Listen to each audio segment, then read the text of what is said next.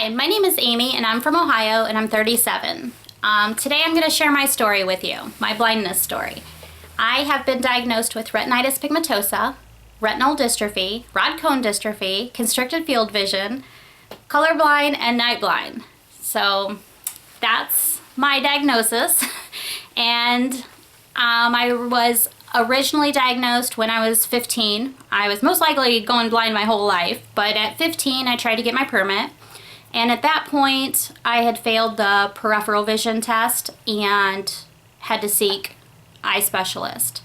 And so it really wasn't a big deal. They tested me, and I don't remember what the degrees were back then, but it wasn't legally blind. I was, honestly, looking back now, I didn't think I was going to go blind. I don't know if it was denial or I thought I'd be one of the lucky ones and it would just stay right there, but it didn't affect my life whatsoever. I still participated in sports. I still worked. I drove legally.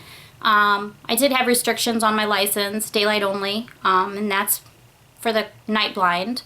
The peripheral vision, once it started to get smaller, they did require me to have special mirrors, but for the most part, not much changed from the time I was 15. I lived very normal. And at 21, some of you are going to be surprised, but at 21, I actually became legally blind. That's when my degrees actually hit the legally blind mark. But for most of you that I worked with or hung out with or knew me, you would never know because I most likely didn't tell you, and it, like I said, maybe a little denial, maybe it was just something that was not your business. But at 21, I became legally blind, and it did not stop me. Legal blind limit for me, tunnel-wise, to explain it to you, is when your peripheral vision comes in, and for me, it was like the size of a softball. I could see the world. Nothing stopped me. That was no big deal to me. And I was still driving legally, and I was still working, and I maybe took my job a little too serious, but I knew that I didn't know how long I was going to have that kind of vision. So at that point, I started getting a little more serious about it. As time kept going on, my tunnel was slowly closing in, and I just kept putting it to the back of my mind, like, it's getting a little worse, but no big deal. Everything's still fine. I guess I've just always felt like I can control it and know how much I can do and just try to not be scared of it. But 2 years ago, I woke up one day and it was a huge difference. I went from toilet paper tubes to straw, and it scared me like you wouldn't believe. Like, I woke up and I was like, oh, I can't see anything. And I was like, are my eyes open? And they were. They were open, and my eyes were not working. And so I made an appointment, got in with a specialist, and at that point, I was at 7 degrees in my good eye and 5 degrees in my bad eye. And that was pretty scary. And 3 months after that, I went back in because I was completely blind in my left eye. Woke up one day and no vision in my left eye whatsoever. And I thought, oh, there's got to be something they can do to fix this, you know? No, there was nothing they could do to fix this. The myth that they had always told me was with tunnel vision and RP, it would be a really rare situation if you were to go completely blind. You most likely will always have something in your tunnel. So I believed that. And then the day that I went in and I'm completely blind in my left eye, they were like, yeah, that could happen. So you probably could lose the vision in your other eye too. So yeah, so that's what happened. On that day, I was diagnosed totally blind in my left eye, and my good eye is at 2 degrees. And 2 degrees is equivalent to a coffee straw, which is a really teeny tiny straw. So I can still see out of that eye. It's not real usable vision. I can take the time to scan like a picture or take the time to do that. I really only have good vision out of that eye for a short period throughout the day, and then after that it's just nothing.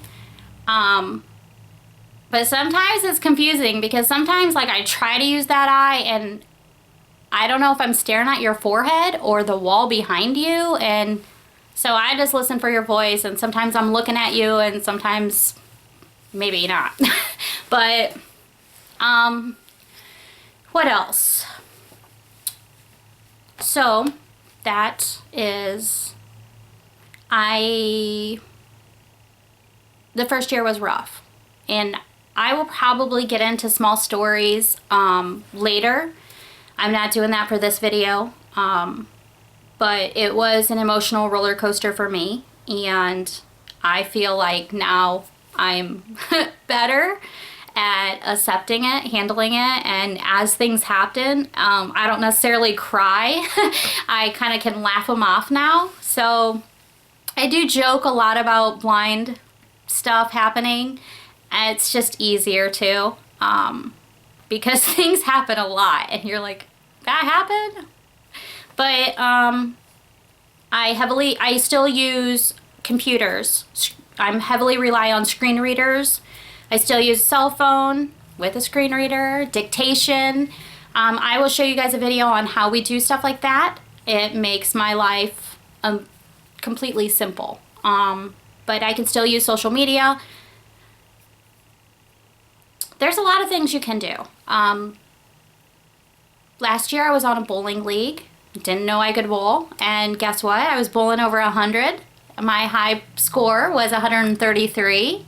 Go me! So there's just things that you can do, and I've learned that I can do. I've gotten really good at cooking here lately, and if you know me last year, well, 2 years ago, I had a cooking accident where I misjudged. I was frying tortilla shells in hot oil, and I misjudged, completely got burnt all over my chest, and it was horrible. I got gun shy and started to get scared to be in the kitchen, and I kind of quit.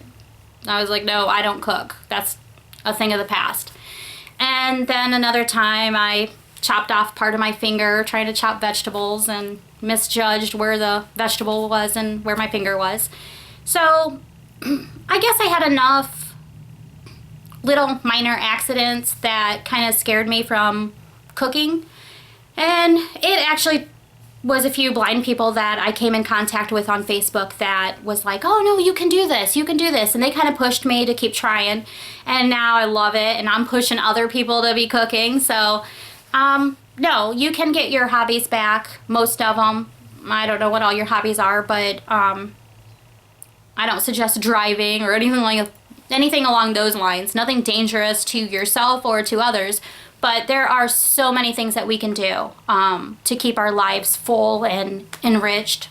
But that's my story, and that's where I'm at today. And so